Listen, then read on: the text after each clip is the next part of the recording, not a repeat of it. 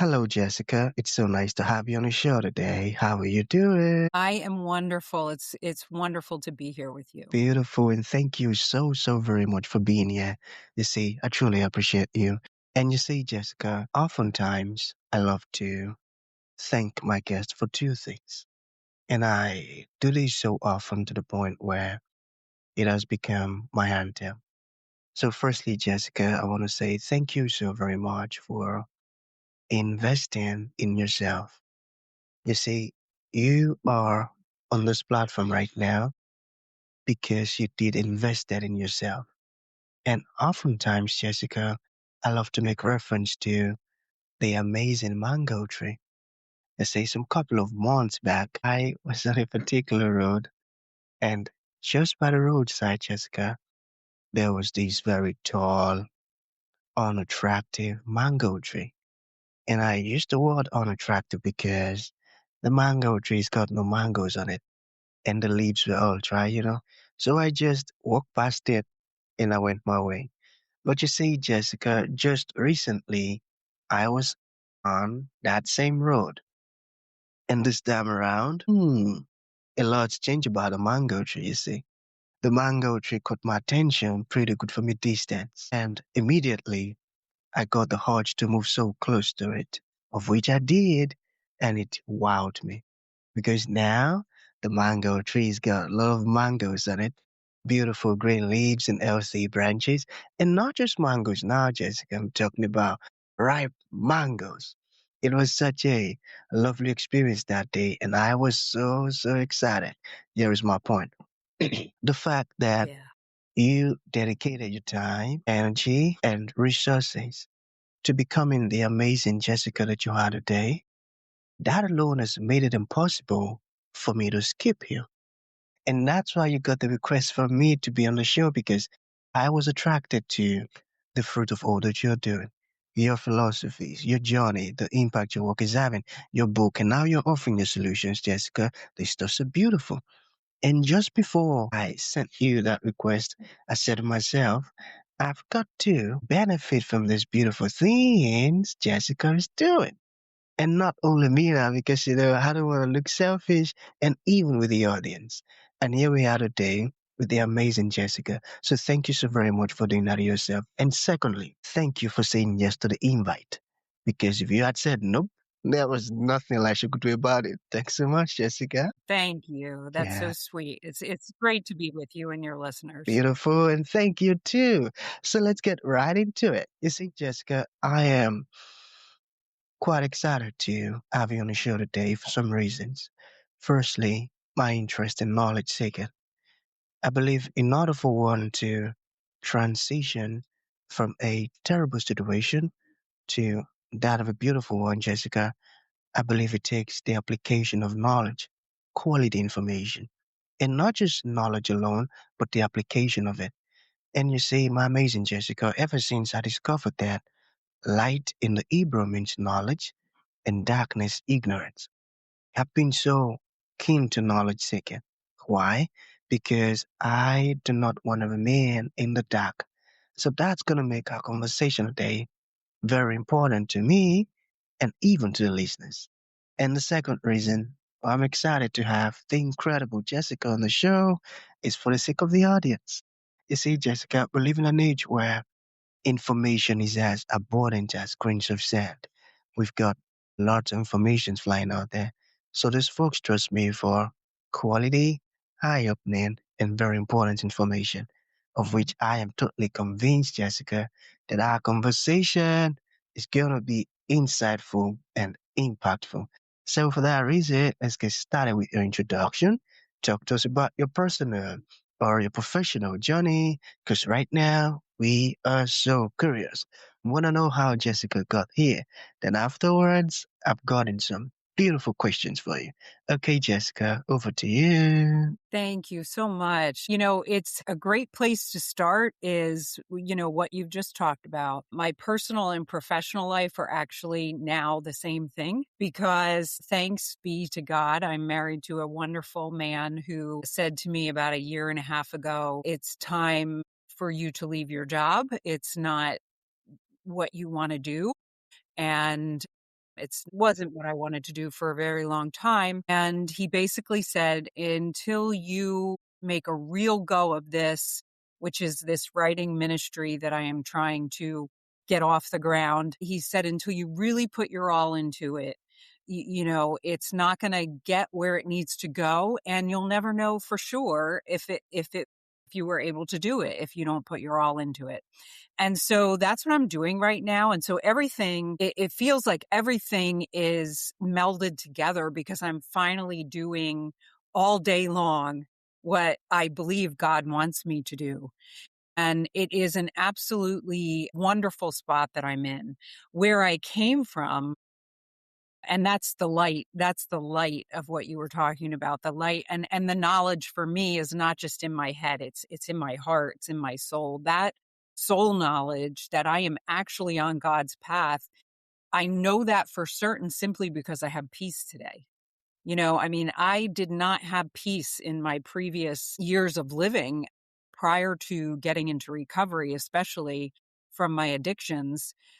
I lived in absolute darkness. And so to just give you the basic facts, I grew up the youngest child of 4 children to a United Methodist minister was my dad, and my mother was an English teacher. And my father was also a pretty violent and angry alcoholic. And at the same time, he was really beloved in our town because he was a very good minister. He was really good with the people outside of our home. We lived in a small town it was a working class town. And my dad went out and partied with all the guys. And so I think they really loved that because if the minister's doing it, then it's okay for us to do it, And so it wasn't a secret that my dad drank and smoked and did all those things. But what went on in our home was, he was very different with us at home than he was with the people outside of our home.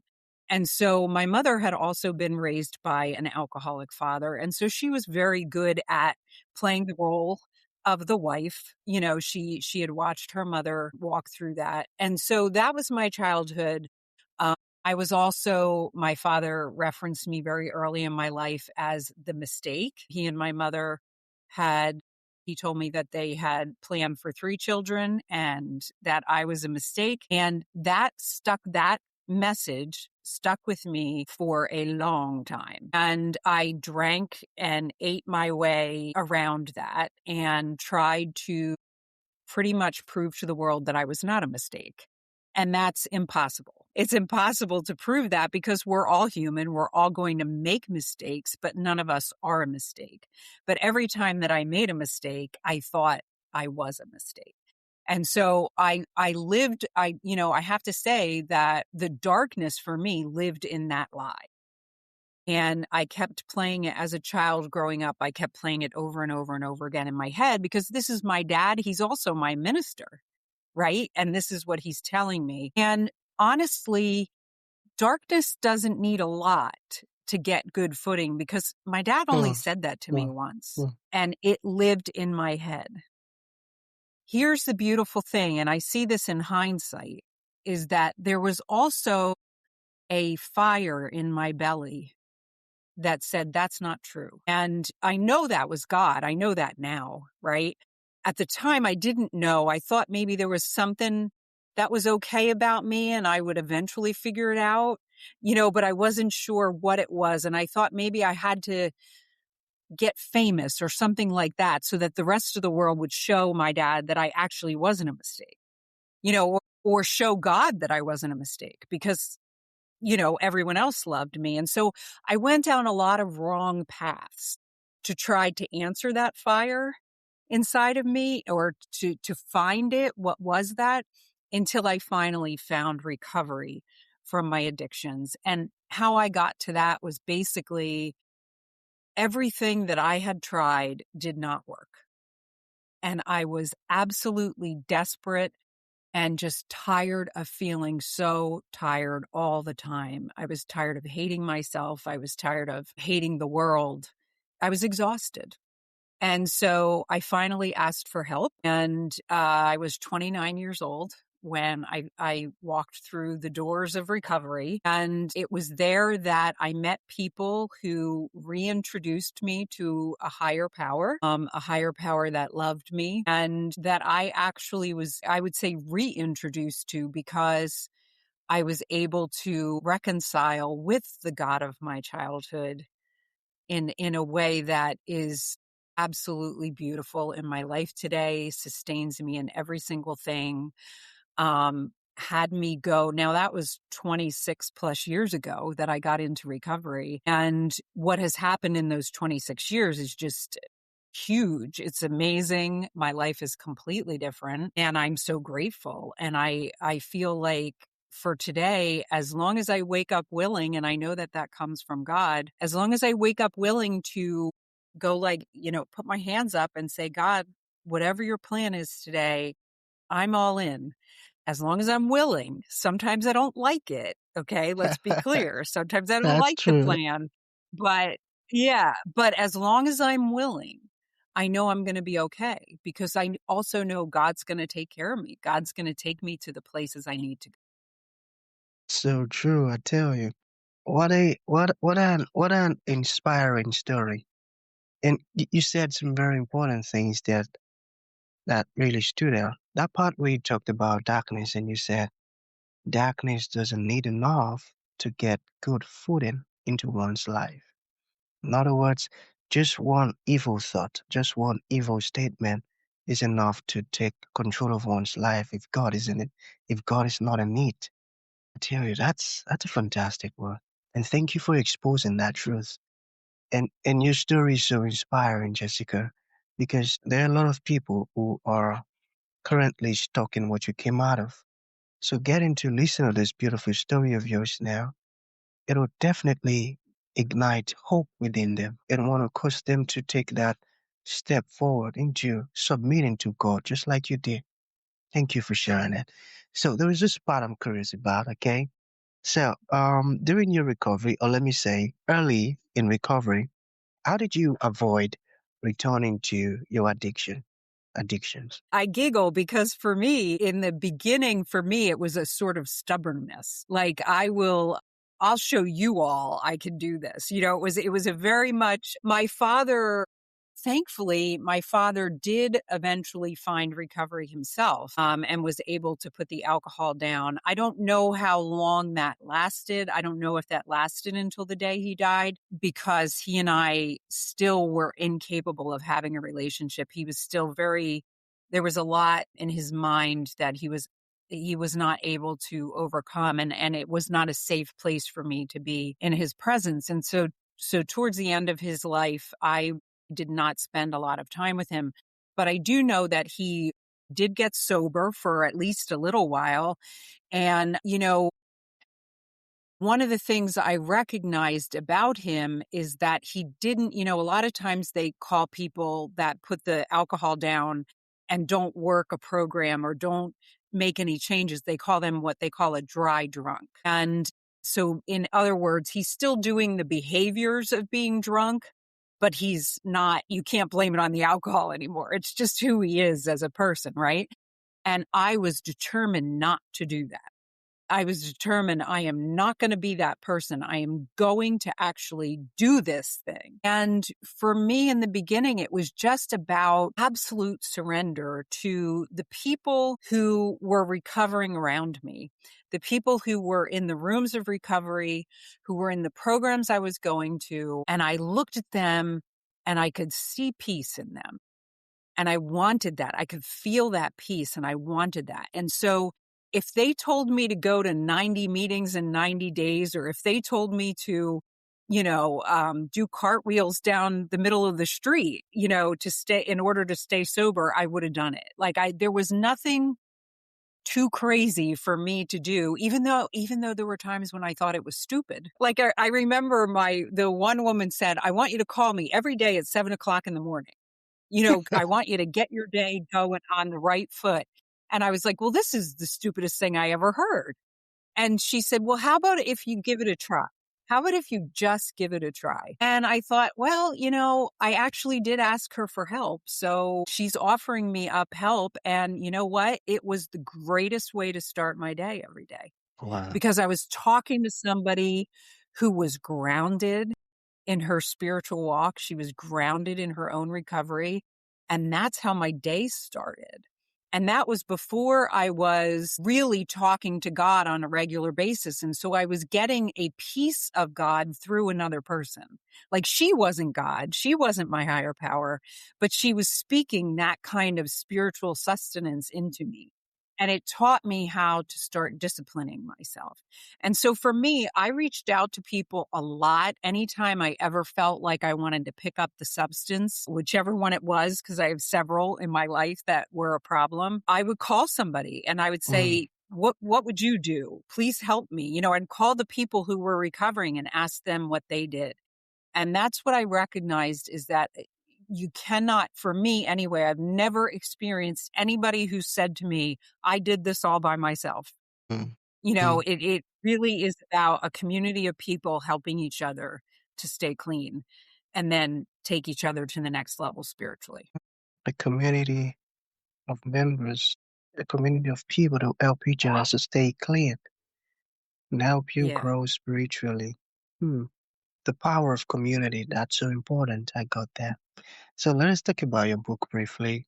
What inspired you to write your amazing book, and how was the writing process like?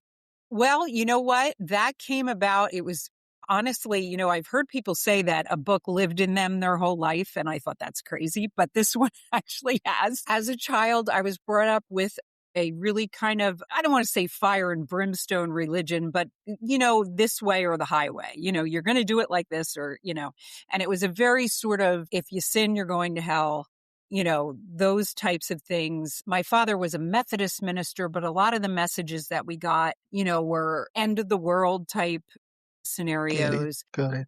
And when I was growing up, there were a lot of movies like about demons and demon possessed children and end of the world and all that stuff. And it was very scary.